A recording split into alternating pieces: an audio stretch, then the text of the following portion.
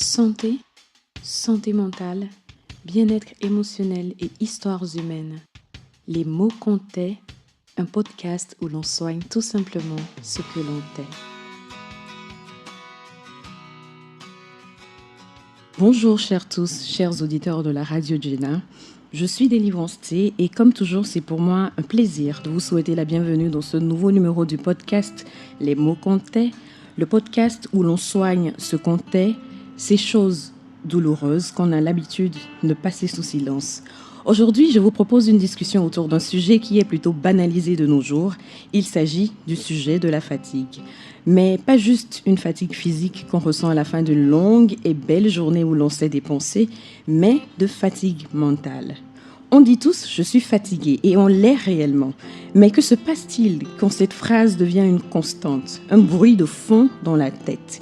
Et donc aujourd'hui, on explore la fatigue mentale, ce qu'elle est vraiment, comment elle agit sur nous, pourquoi on la sous-estime souvent et surtout, ce qu'on peut faire pour s'en sortir. Pour nous donner des pistes de mieux-être ce matin, nous accueillons une personne qui sait de quoi elle parle. On prend le temps de poser les bonnes questions pour qu'elle puisse expliquer et fournir des pistes afin que nous puissions aller mieux.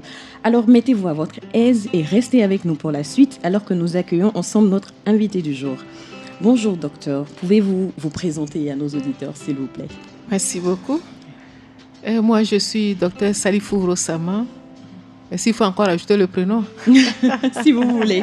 C'est Rissi Katou. D'accord. Je suis psychologue clinicienne et j'exerce au centre de santé mentale Saint-Jean-de-Dieu à Gouin. Docteur, alors, la première chose que j'ai envie de dire, c'est que beaucoup de personnes avec qui j'ai parlé de la fatigue mentale disent que le sujet n'est pas très important sur la liste des sujets relatifs à la santé. Ce n'est pas bien grave d'être fatigué mentalement, donc on peut passer à autre chose. Qu'est-ce que vous pensez de ça? Je ne suis pas d'accord. Oui. C'est parce qu'on ne connaît pas le sujet. C'est parce qu'on ne connaît pas le sujet. Donc. C'est parce qu'on ne connaît pas le sujet. Oui, comme ça, au moins, on établit les bases avant de commencer. Du coup, qu'est-ce que c'est que la fatigue mentale exactement? En quoi est-ce qu'elle est différente de la fatigue tout court, je veux dire, de la fatigue physique? Ok, commençons par la définition Oui. et on verra bien. Nous disons que la fatigue mentale, c'est un état d'épuisement psychique et intellectuel. D'accord. Okay, qui est souvent causé par un surménage. Donc, ça veut dire un excès de travail, un vrai excès de travail, ou alors par un stress excessif. Un stress excessif. Oui, quand le stress est excessif. Alors, comment ça se traduit? Ça se traduit par une diminution de la capacité à penser, à trouver des solutions aux problèmes quotidiens, ce qu'on a l'habitude de faire, ou une difficulté à raisonner. Tout simplement. Ah oui. Donc, si on a du mal à raisonner clairement, c'est de la fatigue mentale ou ça pourrait l'être? Ça pourrait l'être. Ça pourrait l'être. Oui, ça pourrait l'être. Donc, trouver des solutions aux problèmes. Par exemple, les enfants disent qu'ils ont faim. Oui. Ce qui est là, c'est qu'il faut préparer, non? Alors, organiser tout autour de la préparation va devenir un gros problème. Donc ça, vous imaginez? Donc, c'est ça la fatigue mentale. Oui. Est-ce qu'il y a un lien entre la fatigue physique et la fatigue mentale? Il faut déjà mettre la différence entre la fatigue mentale et la fatigue physique. La fatigue physique, habituellement, se corrige par un bon sommeil, une bonne relaxation, et ça passe. Mais le mental, non? Non, le mental, non. Ces exercices-là ne vont pas pouvoir... Ça peut faire partie des éléments pour aider, mais ça, à eux seuls, ces éléments ne vont pas résoudre. Oui, ça ne suffit pas pour résoudre. Qu'est-ce qui se passe dans notre corps et dans notre tête quand la fatigue mentale s'installe? Ça nous renvoie à voir maintenant quelles sont les manifestations. Oui. Quand la fatigue mentale s'installe, c'est qu'on a du mal à penser, à organiser ses idées, même à se dire que je dois faire. Je prends par exemple un enseignant qui se retrouve en face de la fatigue mentale. Le matin, sortir de son lit et penser qu'on a préparé des fiches. On va se laver. On va peut-être prendre son petit déjeuner, prendre le chemin d'aller, penser que les élèves seront là. C'est inimaginable. On a l'impression qu'on nous demande de boire l'eau de la mer, d'avaler toute cette quantité d'eau. Donc, penser, réfléchir, organiser devient quelque chose d'impensable, d'inimaginable, alors qu'on avait l'habitude de le faire. Donc, les choses les plus banales deviennent vraiment comme de la mer à boire. Oui. est-ce que la fatigue mentale, c'est un trouble en soi ou bien c'est le symptôme de quelque chose d'autre? Non, nous dirons que c'est le symptôme. Le symptôme. D'accord. Ça peut venir, ça peut être inscrit dans un tableau. Quand j'avais un tableau, ça veut dire qu'il y a un trouble dans lequel on peut le retrouver. Mais ça peut être aussi la conséquence d'une mauvaise organisation ou bien un excès de travail. Donc, ça peut être un symptôme, comme ça peut être la chose même en soi. Est-ce que vous pouvez nous donner les signes qui doivent nous alerter? Des signes qui nous disent, OK, là, ça va trop loin, ce n'est pas juste je suis fatiguée, mais il y a quelque chose qui est en train de couver réellement. Oui. On peut être retrouvé en face de l'insomnie. Ah. Oui, l'insomnie. Là, je suis en train de penser aux dizaines de personnes qui écoutent et qui ont des problèmes d'insomnie. Ah oui, on peut être en face de l'insomnie. Oui. On peut être en face de la démotivation. Oui. On peut être en face de l'incapacité à avoir une bonne production. Habituellement, pour lire, je peux lire 3 pages, 4 pages. Et là, difficilement, je vais lire une page. Quand je commence, mes idées se perdent, je n'arrive pas, je reviens. Ou bien, je suis un médecin, par exemple. Habituellement, je peux prendre 10 à 20 patients par jour. Mais là, à peine 5 et je n'en peux plus. J'arrive même pas à organiser mes idées autour. Je n'arrive pas à aligner les idées pour savoir, je reviens là-dessus. On peut devenir nerveux pour une blague que j'ai l'habitude de faire ou bien qu'on a l'habitude de faire ensemble, qu'on rit. Là, on va faire cette blague-là. Ça va m'énerver, ça va me taper sur les nerfs. C'est comme si on m'embêtait de trop. Alors que d'habitude, on le fait. On peut avoir des difficultés à manger. On perd l'appétit. Carrément. Oui, c'est possible. Donc, voilà quelques signes qui doivent nous interpeller. Quand les choses que j'ai l'habitude de faire facilement deviennent difficiles pour moi, alors attention, il faut se poser la question, qu'est-ce qui se passe? Où est-ce que je suis en train d'aller? En fait, ce que vous êtes en train de dire là, ça regroupe quand même pas mal de symptômes, des choses qui nous arrivent tous les jours. Le fait d'être un peu à fleur de peau, un peu énervé, de ne pas dormir, de ne pas pouvoir s'organiser, ce sont des choses assez banales, courantes. Oui. C'est justement pourquoi nous ne nous rendons pas compte que nous sommes fatigués mentalement. On a l'impression que c'est quelque chose de simple qui va passer jusqu'à ce que cela nous conduise à de vraies maladies, comme le burn-out. À ce moment-là, on est déjà super loin. On est KO. Ou alors la dépression. le gros problème, la dépression. Oui, le gros. Par les temps qui courent, la dépression, c'est vraiment monnaie courante. Ah oui. On en parlera peut-être un autre jour. Est-ce que vous pensez que la fatigue mentale est du fait de la personne qui en souffre, c'est-à-dire une conséquence de quelque chose qu'elle ne fait pas bien? C'est possible. C'est possible. Dites-nous en plus. C'est possible. Quelque chose que nous ne faisons pas bien, oui. Nous ne savons pas habituellement nous poser. Le repos. Le repos. Quand nous ne savons pas nous poser, quand le corps dit « je suis fatigué » et que nous ne savons pas l'écouter, on va forcément aller vers la fatigue mentale. Toute personne a besoin de repos. Notre corps, ce n'est pas un robot. Quelle que soit sa capacité à travailler dur, il y a des moments quand même où il faut faire la pause. Même si c'est 5 minutes, 15 minutes, il le faut. Et il y a aussi le fait que quand nous travaillons, nous ne nourrissons pas le corps. Il faut bien manger. Vous êtes en train de parler de nourriture physique. Il faut manger, il faut savoir poser, manger. C'est-à-dire de redonner de l'énergie à notre corps. Ça aussi, nous ne savons pas trop le faire. Donc en fait, ce que vous êtes en train de dire, c'est que le fait de ne pas se nourrir convenablement va entraîner de la fatigue mentale. C'est possible. Se nourrir convenablement et se reposer. Ces deux-là vont de pair. Oui. On fait l'un sans l'autre, ça ne va pas. Non. C'est intéressant ce que vous dites. Et comment est-ce que les gens réagissent quand on leur dit telle personne est fatiguée, mais ça ne se voit pas physiquement? Vous voyez, c'est quelqu'un qui continue de vaquer à ses occupations. Est-ce que les gens reconnaissent cette souffrance comme étant une vraie souffrance ou ils pensent que c'est une façon de se dérober à ses responsabilités? Beaucoup de personnes pensent justement que c'est une façon de se dérober. Du coup, quand vous voyez l'employeur et ses employés, on pousse les employés à bout. Oui. Et l'employé qui a peur de perdre justement sa place Et s'il le dit une fois en passant pour guetter un peu la réaction de son employeur, pour voir s'il comprend. Et s'il voit qu'il ne le comprend pas et qu'il va peut-être juger que c'est la paresse, c'est le fait de ne pas... il va se taire.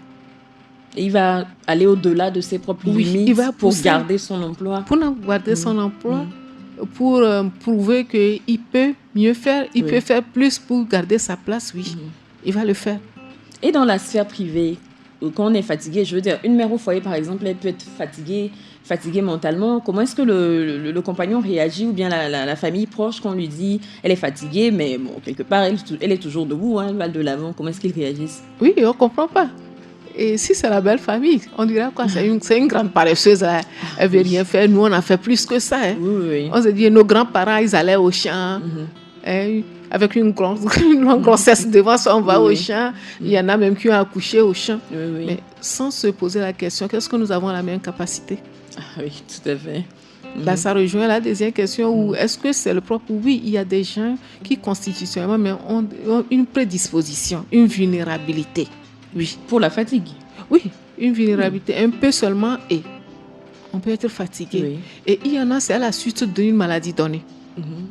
On a une maladie, et cette maladie voudrait quand même qu'on ménage ses forces. Quand on veut pousser un peu, on devient très vite fatigué. Donc, est-ce que les gens comprennent toujours ça? Non. Ils ne comprennent pas, ils ne veulent pas comprendre. Ah, ils ne veulent pas comprendre. Ça ne les arrange pas de se dire, mais c'est une vraie souffrance qu'il y a là-bas. Mais bon, c'est plus facile de se dire, elle est paresseuse. Oui, mais il y en a aussi qui ne peuvent pas comprendre, parce que soi-même, quand on a une personnalité qui fait qu'on bouge, on bouge de tous les côtés et qu'on se retrouve entouré par des gens, on a l'impression que c'est eux qui sont paresseux. Oui. On ne se dit pas que c'est nous qui sommes plutôt à être dans l'excès. En fait, on juge les autres selon nos propres capacités. Forcément. Ah bah, mais nous vivons dans une société, il faut tenir compte de tout le monde. Ah oui. Ah ouais, en tout cas, c'est important d'en parler. Quelles sont les principales causes de la fatigue mentale? Le stress, le surmenage, voire les émotions refoulées, une mauvaise gestion du temps? Tout ce que vous avez cité là, le stress, oui, tout de suite dans la définition, mais la définition parlait d'un excès ou du stress. Oui. Un excès, oui. Quand on se retrouve face à un travail qui nous demande, qui nous pompe. Oui. Imaginez un peu une semaine de travail sans dormir. À peine on dort 1 heure de temps. Imaginez un peu un soldat sur le champ de bataille. Ouais. Oui. Imaginez un médecin qui se retrouve dans une contrée où il n'y a pas et qu'il se déclare une épidémie. Oui. Donc, ouais, l'excès de travail, oui, peut nous amener dans cette situation. Imaginez un peu quelqu'un qui est en train de préparer quoi à l'université, son mémoire ou bien sa thèse et qui est acculé par le temps et qui va passer des nuits et des nuits à ne pas dormir et puis peut-être à se mettre sous le café. Oui, pour tenir le coup. Pour tenir le coup. Vous voyez? Et finalement, ça crée autre chose derrière. Oui. Mais la plupart du temps, on n'en est pas conscient. On se dit juste, je traverse un moment difficile, je dois tenir encore quelques jours de plus, mais on ne se rend pas du tout compte qu'on est en train de créer d'autres problèmes. Oui, on ne le sait pas. J'ai eu des exemples où la personne dit, je ne comprends pas. Et quelqu'un qui a tenu pendant 1 mois peut-être un travail intellectuel, à bosser. Et le jour où la personne met point à ce travail-là, qui s'écroule. Oh. Oui. Il dit, c'est comme si on m'avait roué de coups. Même le corps a ressenti. On avait mal. C'est comme si la personne a fait un sport intense et tout ça là. Oui. Et c'est là qu'on se rend compte que... Donc, tout ce que j'ai fait à tenir pendant les 2 semaines, 3 semaines ou 1 mois là, c'était puiser plus dans son énergie qu'on devrait le faire. Oui. On carburait complètement l'adrénaline du moment. Et puis... décidément, nous ne ménageons pas notre corps. Non, vraiment pas. Et qu'en est-il des émotions refoulées? Oui, les émotions aussi, ça peut. Quand on a été en face d'une peur, une très grande peur, ou qu'on a couvert la très grande colère, oui, à la fin, on peut s'écrouler. Surtout la peur. La peur. Quand on a été en face d'une grande peur, une peur qui vous a mis en face de la mort. Vous pensez déjà être, et après on se réveille, oui. Une très grande émotion, pareil. Il y en a qui vont parler peut-être de la grande joie, mais pas autant que ça. une grande joie peut aussi provoquer de la fatigue mentale? Oui. Comment ça? Est-ce que vous pouvez me donner un exemple? Oui, on pensait, c'est aussi quand on bascule dans l'autre côté, c'était la peur et finalement la peur s'est résolue par la joie, on peut être.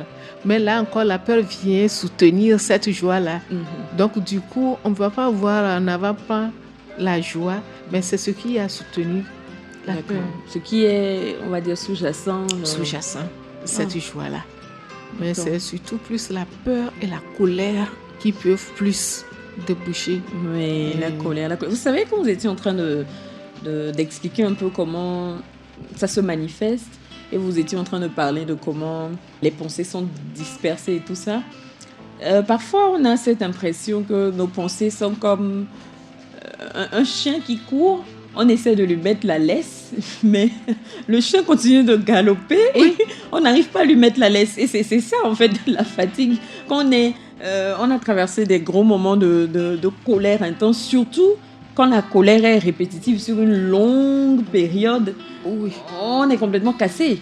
Oui, ça c'est sûr. La peur, la colère, c'est pas quelque chose qui se fait en une journée, mais c'est quand ça a été longtemps dans le temps. C'est progressif. Oui. C'est progressif. Est-ce que vous pensez que notre entourage, à la fois sur le plan professionnel ou dans la sphère privée, est-ce qu'ils peuvent causer cette fatigue? Je veux dire, je ne parle pas du travail dans le sens où vous avez du travail à faire professionnellement parlant, vous en avez trop à faire, mais juste des personnes, je ne sais pas comment dire, des énergies peut-être, des personnes qui réellement contribuent à cette fatigue. Oui. Quand nous vivons avec des gens qui sont difficiles à vivre, il y en a, que ce soit dans le couple ou bien au service, vous avez un employeur qui, pas par rapport au travail, mais les relations. Quand les relations sont vraiment négatives, il tape sur les nerfs, ou vous êtes avec des collègues qui ne comprennent pas, un parmi eux qui, pour un oui ou un non, peut se mettre en colère, peut énerver. Oui, ça peut provoquer, ça peut nous conduire à un surmenage. D'accord. Et on démissionne? Maintenant, à voir. C'est justement pourquoi non. Est-ce que c'est démissionner? Peut-être on peut être amené à démissionner quand on se rend compte que cette personne, on ne peut pas l'éviter. Okay? Et qu'on trouve que vraiment sa santé mentale en dépend. Puisque nous avons dit trop de fatigue mentale, ça peut nous conduire à un burn-out ou bien à une dépression. Si c'est ça, on va démissionner. Mais si dans notre société, il y a plein de ces personnes-là, est-ce qu'on va toujours continuer par démissionner? Exactement. À plus forte raison, maintenant qu'on arrive dans la sphère privée, si c'est le conjoint, on ne va pas divorcer. Voilà. On ne va pas divorcer pour ça. C'est pour justement pourquoi chacun de nous doit pouvoir savoir quelque chose là-dessus et se préparer quand on vient, qu'on se rend compte que c'est cette personne que j'ai devant moi. Comment faire? Comment l'éviter de temps en temps? Comment le gérer? Oui. Il faut apprendre à s'en sortir. Il faut apprendre à gérer. Ce n'est pas une fuite. Non. Mais apprendre. Oui, il faut apprendre à gérer. Est-ce que vous pensez que le perfectionnisme, parce que le sujet du perfectionnisme, c'est un sujet là qui est en train de miner notre société, on veut toujours être au top. Est-ce que le perfectionnisme ou la peur de décevoir, le besoin de contrôler toutes les situations peuvent entretenir cet état de fatigue mentale? Oui. Et pas seulement chez la personne, mais aussi dans son entourage, si cette personne est le leader de l'équipe. D'accord. Je venais de vous dire en tant que si vous vivez avec quelqu'un qui a une certaine personnalité, c'est surtout les perfectionnistes. Quand on vit avec les perfectionnistes, attention, si on ne les remarque pas très tôt pour pouvoir se protéger de ça, il va nous entraîner justement dans cette fatigue mentale. Le perfectionniste, il est sujet, il est très vulnérable parce qu'il veut toujours être au top, il veut toujours que tout soit bien, il ne supporte pas l'échec, il ne supporte pas ce qu'il a. Donc il pousse le bouchon. Et il faut qu'à un moment donné, quand même, il y ait quelqu'un dans le groupe qui puisse le dire, attention, reviens un peu. Ou bien ces gens d'émission. Parce que parfois, on ne découvre pas. On ne se découvre pas, on ne sait pas qu'on est. Mais quand vous écoutez l'autre parler et vous retrouvez des traits, on vous dit, ah bon, on dirait, hein? Ah. ça me ressemble. Ça me ressemble, je me retrouve là-dedans.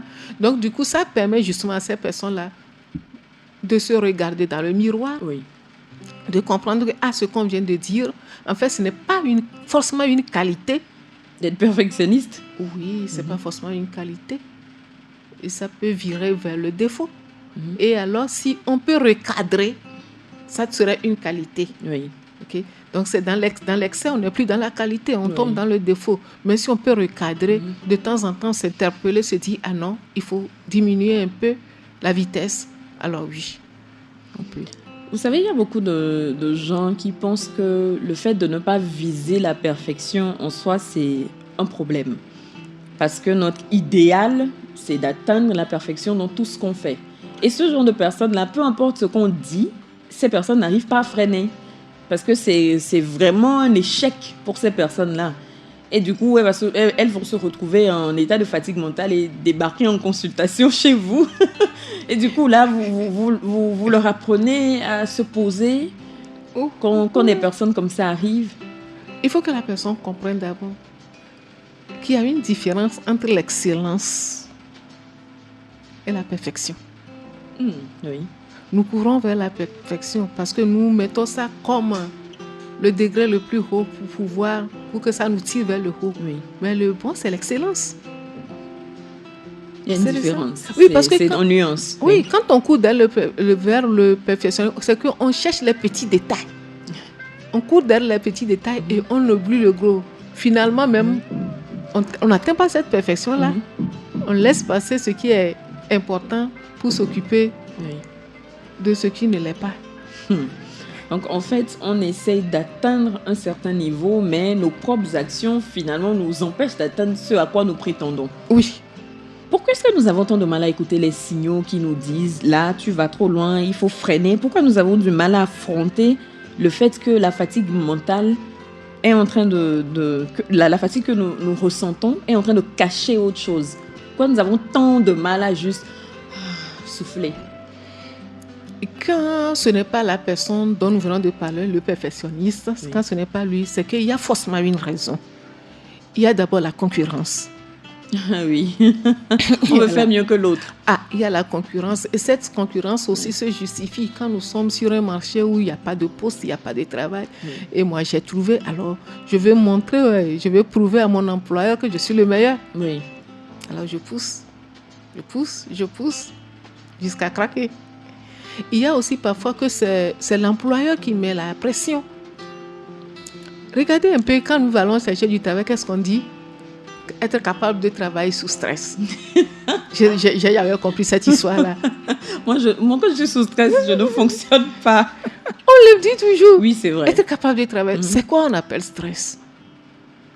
En soi, le stress n'est pas quelque chose de positif, mais quand il est poussé à bout, il devient négatif. Alors oui. Alors, il faut que l'employeur définisse ce qu'il appelle stress. Mais sauf que personne ne va lui demander de le définir. En fait, on fait de compte même les personnes qui mettent ça sur leur CV. Si vous pouvez nous expliquer concrètement. Oui. Finalement, nous-mêmes, on l'adopte. On dit capable de travailler sous stress. Oui. C'est quoi ce stress-là? C'est un peu ça. Donc, il y a les employeurs aussi qui y mettent pour eux. OK? Il y a aussi que parfois, nous-mêmes, nous aimons vraiment prouver que nous sommes. Parce que parfois, le travail ne le demande pas, l'employeur ne le demande pas, mais nous-mêmes, on pousse. On pousse le bouchon pensant que nous faisons du bien, mais en fait, nous faisons du tort. Le corps le ressent. Et dans le domaine privé, à la maison, pourquoi est-ce qu'on pousse, on ne veut pas reconnaître, voir que quelque chose ne va pas? Est-ce que c'est parce que, quelque part, on ne peut pas juste laisser tomber sa famille? Parfois, ça peut être aussi le signe de la maladie. Tout de suite là. Oui. Je viens de quitter mon bureau, j'étais justement avec un couple. Et le monsieur dit, elle travaille de trop. Je lui demande de se poser, elle ne veut pas. Okay? Elle peut même se réveiller à 2 heures pour faire sa lessive. À 2 heures? Oui, du matin pour faire la lessive. Voilà, en fait, c'est un signe de la maladie mentale. Ce n'est pas normal. Oui. Et donc, l'entourage doit comprendre la personne qui ne faisait pas. Et à un moment donné, se met à le faire, se poser la question de est-ce que ça va? Il ne se sent jamais fatigué. OK? Quand je prends un trouble, la manie, le trouble que nous appelons la manie, la personne est dans l'excès dans tout. Il va chanter, danser, sauter par ici, sauter par là, courir au marché. Le marché où on peut aller peut-être une seule fois, aller-retour, on est fatigué. Lui peut faire 3 fois aller-retour sans être fatigué. Le fait de ne même pas ressentir la fatigue, c'est un autre problème. Ah ben oui, la fatigue, c'est le corps qui nous interpelle. Attention, stop. Mais là, le corps ne dit rien. Et si on ne le sent pas, au point où les autres même voient que mais là, c'est trop, c'est qu'il y a un problème. Donc, il y a beaucoup de facteurs aujourd'hui dans notre environnement liés au travail qui nous poussent à travailler de trop en excès et à tomber dans la fatigue mentale. C'est très intéressant. Je vais vous raconter une petite histoire et on va en parler après.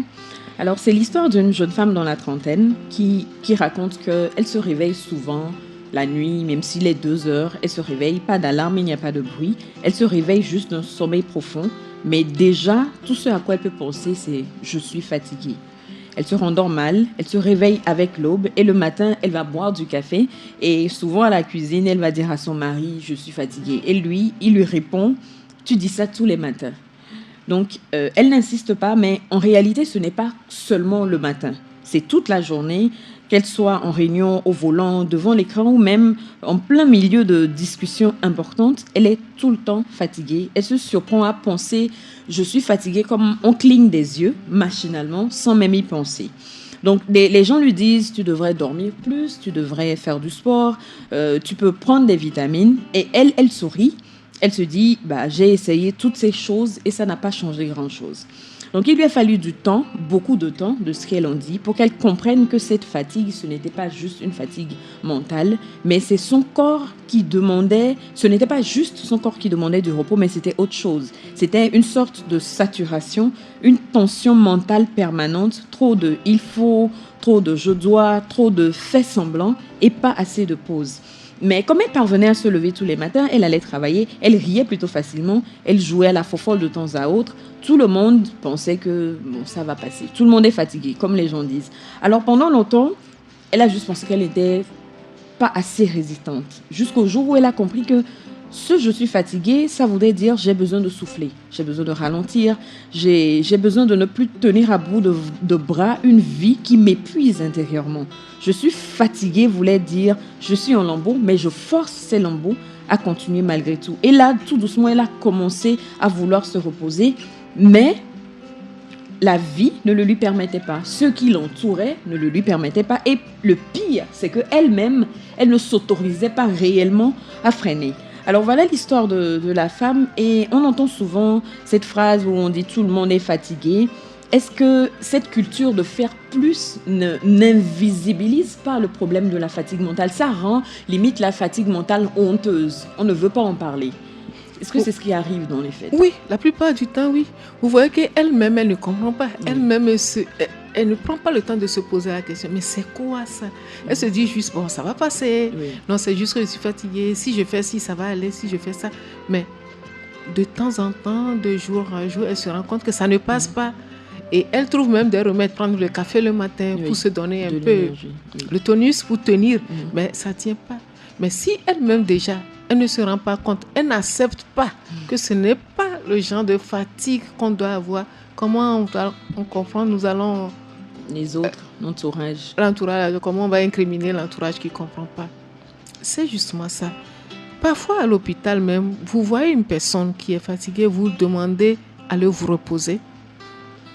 Et le lendemain, quand la personne vous revient, ou bien 2 jours après, vous vous êtes reposé, je dis oui. Alors, comment vous vous êtes reposé? Et vous vous rendez compte que la personne ne sait même pas ce qu'on appelle un repos. Ah bon? Pour elle, reposer, c'est de ne pas aller au service. Donc, comme je ne suis pas allée au service, que je suis arrivée à la maison, je vais faire le ménage. Oh, ok. Donc on ne se déconnecte pas complètement. J'ai profité pour enlever la poussière, j'ai profité pour faire le placage, j'ai profité... il est où le repos alors? Et donc vous entendez quoi par repos? Le fait de se reposer, dans l'idéal, c'est quoi? Repos, la première chose même, c'est de sortir de son cadre. Pas seulement de son service, c'est quitter. Parce que quand vous restez dans votre cadre, vous aurez quelque chose à faire forcément. Sortez. Changez de cadre pour ne pas être obligé de que vos yeux vous disent « Ah, ici, tu avais telle chose à faire que tu as mis en jachère depuis 2 ans. T'as l'enfant. » Il faut sortir. Maintenant, les femmes, quand on fait cette proposition, les femmes disent, il y a une femme qui m'a dit, mais mon mari dit, est-ce que tu t'entends parler? Tu vas laisser les enfants et pour aller à Palimé, pour aller te reposer dans une auberge. Comment une femme mariée peut quitter son mari et ses enfants pour aller? C'est ça aussi des préjugés. Surtout quand c'est la femme. L'homme, il peut le faire. Mais surtout quand c'est la femme, c'est très, très, très difficile. Moi, j'ai vu des couples où le mari, quand il préparait sa thèse, il a carrément quitté la maison en disant « J'ai plus besoin de silence, de repos pour pouvoir travailler. » Mais quand le moment est arrivé pour la même chose à la femme et qu'elle a dit, et il a quitté la maison à Lomé, mais dans un quartier, il a trouvé où le matin, on lui fait un panier, il l'emporte. Et parfois, il appelle carrément pour dire « Non, je n'ai pas pu avancer dans mon document, il faut que j'avance. » Ah oui. Mais quand il est arrivé le tour de la femme pour la même thèse, et que la femme a dit « Et si je partais pour ta première position? Quoi? Tu t'entends parler, tu vas laisser les enfants ?» Mais elle est robot. Mais ce n'est pas la même chose. On ne reconnaît pas à la femme ce droit de craquer poser, un peu. Oui, de reposer. Quand elle est à la maison, qu'elle se dit « Ah, je vais... » Oh, tu as laissé la bonne soeur à la cuisine, mais tu peux quand même surveiller, non? En fait, là, c'est la société qui entretient tout ça. C'est la société. C'est la société. La société a fait des femmes des superwomen qui ne se fatiguent jamais. Et gare à elle, quand elle dit « je suis fatiguée », même si on n'ouvre pas la bouche pour le dire, les yeux le disent quand même. Oui. Comment ça, tu es fatiguée? Oui. Mais la femme... Et on commence à donner des exemples. Regarde la voisine, elle fait plus, mais... Oui, mais la femme qui est au marché, toute la journée, elle est au marché. Quand elle rentre, mais elle prépare et elle s'occupe. Elle n'est jamais fatiguée. Mais c'est vraiment dommage. Les femmes endossent un gros fardeau. Ah oui. Est-ce que vous essayez de parler aux hommes quand des cas comme ça se présentent à vous? Vous essayez de leur expliquer? On le dit, mais ça ne rentre pas toujours. Il y a toujours cette comparaison de nos grands-parents. Oui, on revient beaucoup sur ça. Oui, mais seulement la question qu'on se pose, est-ce qu'on a eu le temps de questionner, de tendre le micro à ces femmes-là pour leur demander en réalité et qu'est-ce qu'elles ressentaient, qu'est-ce qu'elles ont senti jusqu'au bout? Est-ce qu'elles étaient fatiguées ou pas? Personne n'a fait ce travail-là. Non. Donc, du coup... Et pas seulement ça. Maintenant, aujourd'hui, la femme, c'est la femme intellectuelle, elle est au bureau, mais en même temps, on voudrait qu'elle soit au bureau et à la maison. Oui. Il faut qu'elle assure sur tous les fronts. Il faut qu'elle assure sur tous les fronts. C'est pas pour un gros zéro qu'on le trouve dans la dépression plus de femmes. Hein. Oui. Quand vous dites dépression, c'est beaucoup de femmes. Et vous voyez un peu dans la rue maintenant, la femme, vous la voyez et sur sa moto, un bébé au dos, l'autre devant. Et elle va quitter peut-être à Goué pour aller déposer les enfants à Djagbé chez sa mère et pour aller dans la zone portuaire pour travailler et le soir refaire ce trajet-là. Mais finalement, il y a beaucoup de femmes aussi qui entretiennent cet état de choses parce qu'il y a pas mal de femmes sur les réseaux qui disent j'assure au boulot, j'assure à la maison, je suis la boss parfaite, mais je suis aussi l'épouse parfaite et je suis la maman parfaite et ça n'aide pas. On n'est pas tous on n'est pas des robots programmés. Il faudrait que les femmes elles-mêmes, elles se calment quand même un peu de ce côté-là. Il faut qu'elles comprennent et qu'elles le disent. C'est parce que aussi parfois elles ne le disent pas. Oui. Elles montrent aux autres que je suis capable. Donc l'autre ne comprend pas qu'il y a des moments où elle a besoin qu'on lui accorde une journée et qu'elle joue à la reine, hein, à ne rien faire. Qu'elle joue à la reine. Oui. J'aime la façon dont vous le dites. Maintenant, j'aimerais que nous puissions parler de solutions concrètes. D'abord, comment est-ce qu'on fait pour identifier ce qui nous vide vraiment de notre énergie? Parce que ce n'est pas évident qu'on sache que c'est telle chose qui est en train de me drainer complètement. Comment on fait pour vraiment identifier ce qui nous vide de notre énergie? Oui, pour qu'on le comprenne, il faut d'abord que si je prends quelqu'un qui est au bureau, je prends un médecin, ok? Et logiquement, combien de médecins, combien de malades un médecin doit prendre par jour? Okay. Un cardiologue, un pédiatre, un médecin généraliste. Il y a des normes. Oui. C'est seulement nous, dans nos pays, en Afrique, on ne connaît pas ces normes-là. On nous dit, par exemple, dans un pays, il faut un médecin pour tel nombre de personnes. Et nous, vous allez voir que dans nos pays, c'est x3, x4. Un médecin qui vient se poser et qui sort, tu vois sur le banc, tu as déjà 40 patients. Et que tu dois prendre seul. Il faut que ce médecin-là se dise déjà qu'à la fin du mois, il sera épuisé. Oui. Ça, c'est sûr. Quelle que soit sa capacité à tenir, il n'est pas un robot. D'abord, il faut avoir un idée de cela.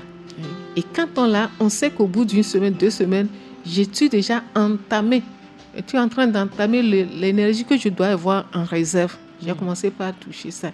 Et quand, à la suite de ça, on ne dort pas bien, on sait que la pente, j'ai commencé par glisser. Je me sens nerveuse. C'est pas l'infirmier qui a fait quelque chose. Oui. On va lui crier dessus. Tu n'as pas pris le constant. Non. La charge de travail est trop importante. C'est la charge du travail. Il faut se poser la question. Mais pourquoi ce matin, je suis déjà nerveux alors qu'on ne m'a rien fait? Pourquoi je suis réveillée? Je commence déjà par bailler, alors qu'il n'est même pas 9 heures. Donc, détecter les signes. Pourquoi je ne sens même pas la faim? Il est midi dépassé. Je ne sens même pas la faim. Pourquoi? Ou bien on a mis le repas, habituellement c'est un repas que j'aime bien, mais là, ça ne me dit rien. Donc, si on connaît les limites, ce qui devait être le normal et qu'on attend, là, on comprend que nous sommes en train de glisser sur cette pente-là. Au lieu de dire seulement, aujourd'hui, on dirait que je suis plus fatiguée que les autres jours.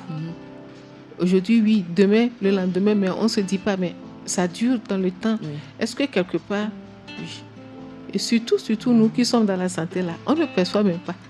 On voit facilement pour dire aux autres, mais nous-mêmes, là, on ne voit pas. On ne voit pas.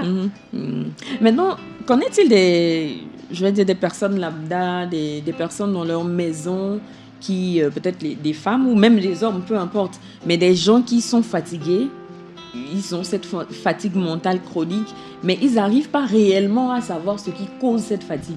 Comment ils font pour essayer de savoir d'où ça vient?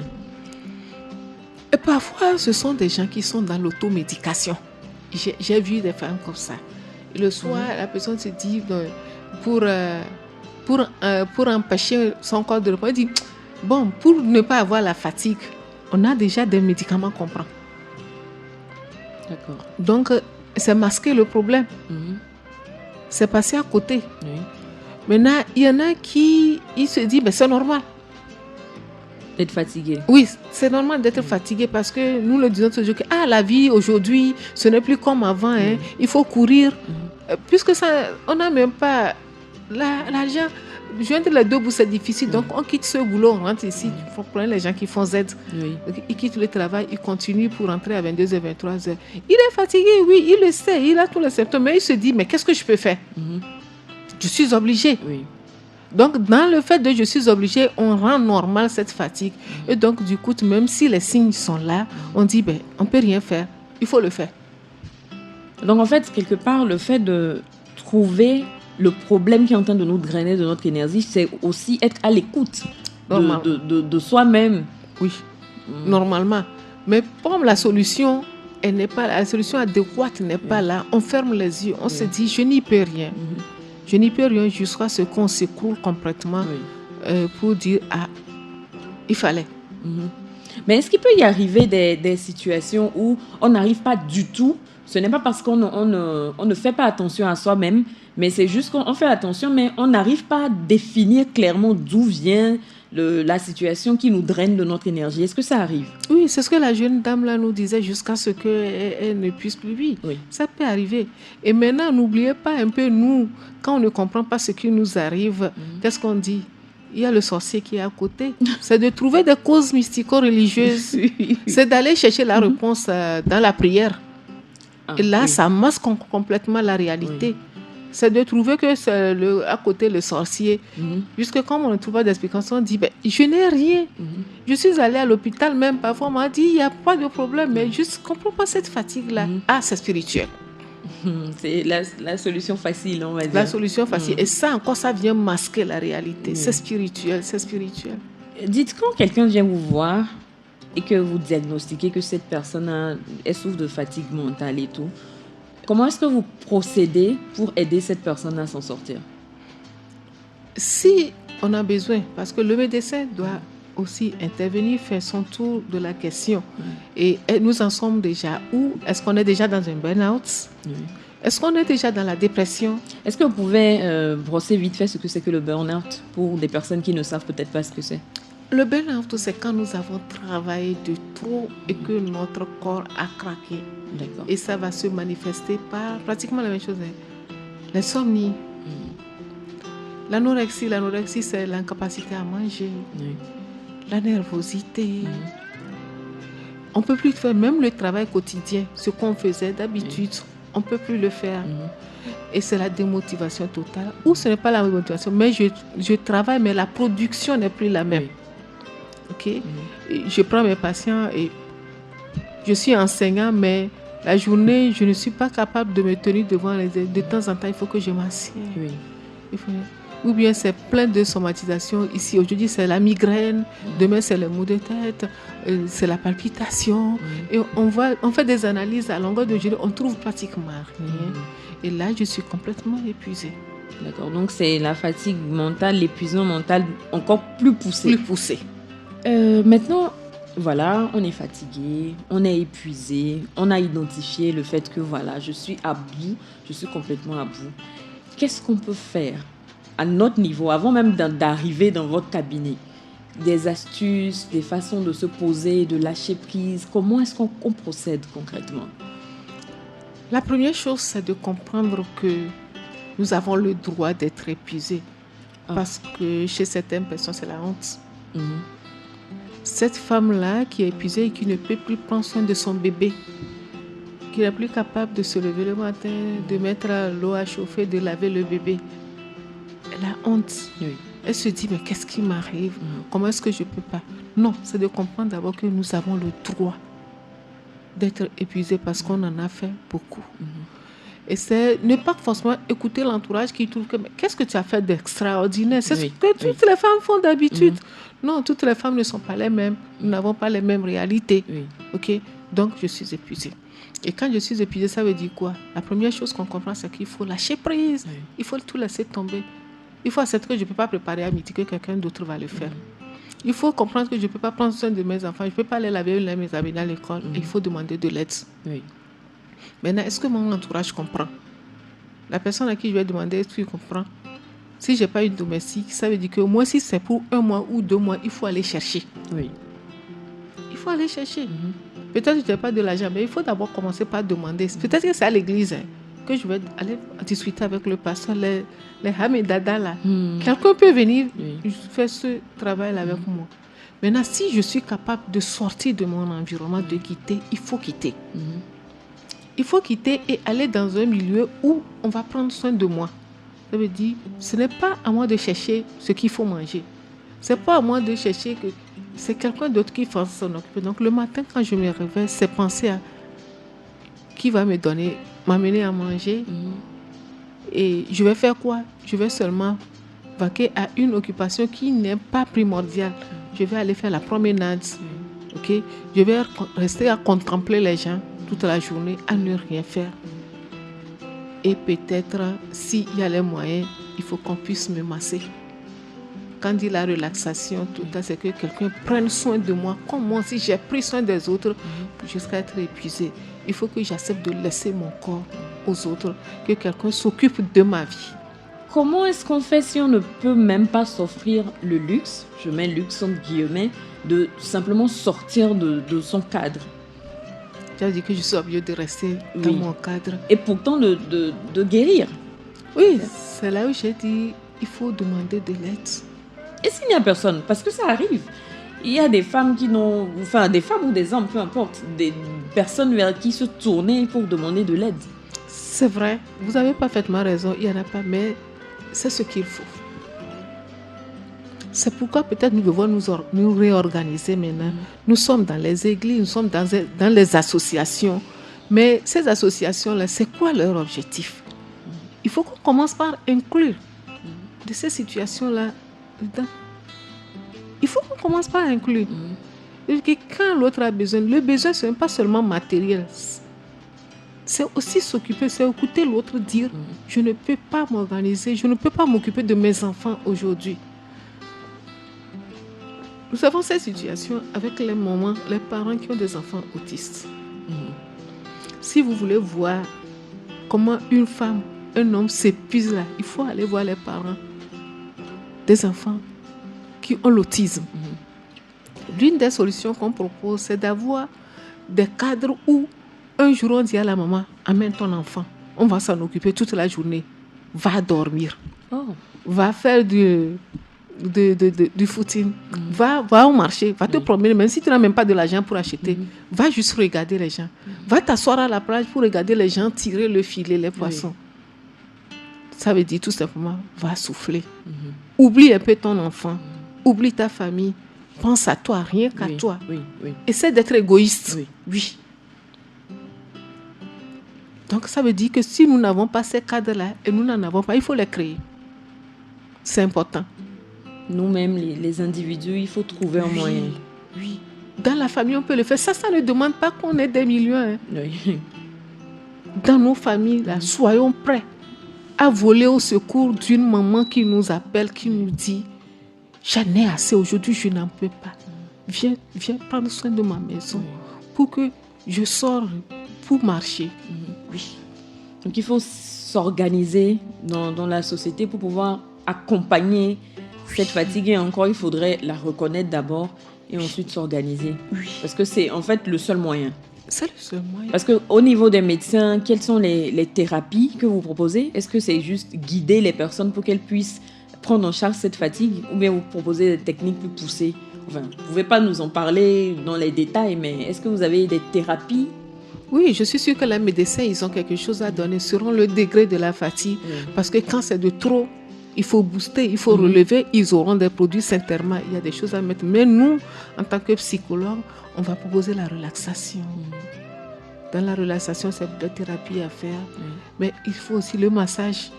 Comme le bébé. Vous voyez le bébé qui prend plaisir parce que dans l'organisation, nous savons que la peau fait partie des premiers organes du plaisir. Donc quand on vous masse là, ça répond, ça réveille, ça redonne du tonus. Oui, le massage. Mais surtout, le repos. Et quand on dit repos, c'est pas dormir. C'est pas forcément dormir. On garde ça sous le coude. Pas forcément dormir. C'est sortir, regarder la nature, contempler. Et pour ça, il faut être loin de la ville et de ses brouhahas. Oui, il faut être loin. Est-ce que nous avons de ces cadres-là? Peut-être, mais il faut y penser beaucoup. Nous sommes presque à la fin de cet entretien. Qu'est-ce que vous auriez envie de dire à quelqu'un qui est épuisé à l'intérieur, qui nous écoute là maintenant? Qu'est-ce que vous auriez envie de lui dire? Qu'est-ce que vous pouvez lui dire? Oui, ce que je lui dirais, c'est qu'il a le droit de reconnaître les symptômes. Ce n'est pas de la paresse. Et quand il a reconnu, il a le droit de demander de l'aide. Il a le droit, que ce soit une maman, un papa, un père de famille, un employeur, il a le droit un jour de dire « je lâche tout, je veux laissez-moi, je ne veux que penser à moi ». Et s'il a la possibilité de s'éloigner de sa famille, de son travail, pour aller se cacher quelque part, ou contempler la nature et s'occuper de soi, il a le droit. Merci, docteur. J'espère que tout ce que vous avez dit aujourd'hui pourra aider quelqu'un, parce que réellement, le problème de la fatigue mentale est trop banalisé, vraiment trop banalisé. Merci d'avoir pris le temps de répondre à notre question. C'est un soulagement de savoir que même si on est englué dans cette fatigue, il y a moyen de s'en sortir, il y a moyen de se relever de là, que ce n'est pas une fatalité. Alors, si vous vous êtes reconnu dans cet épisode, rappelez-vous que vous n'êtes pas seul et que vous avez le droit de demander de l'aide. Il faut être égoïste, comme le docteur l'a dit, il faut être égoïste. Très chers tous, j'espère que les réponses qui ont été apportées aujourd'hui vous ont été d'une aide précieuse. C'est la fin de ce numéro. Je vous remercie d'avoir été avec nous tout au long. Si vous voulez dire à haute voix cette chose qui vous fait vous sentir mal et soigner vos maux, ou si vous voulez partager comment vous en êtes sorti, n'hésitez pas à contacter la Radio Gina sur le +228 90 13 89 94 et parlons-en dans les mots comptés. En attendant, souvenez-vous, la santé n'a pas de prix. Alors prenez du temps pour vous occuper de vous et uniquement de vous. Prenez soin de votre santé physique, mais aussi votre santé mentale. J'espère que le premier jeudi du mois prochain vous trouvera en bonne santé à l'écoute de la Radio Jenna pour un autre numéro du podcast Les mots comptés, pour qu'ensemble, nous puissions soigner ces douleurs qu'on passe sous silence. D'ici là, respirez, ralentissez et encore une fois, prenez soin de vous. Je suis Délivrance Thier et, chers tous, n'oubliez pas que ça ne coûte strictement rien d'écouter et d'être simplement une oreille compatissante. Alors je vous dis un chaleureux à très vite.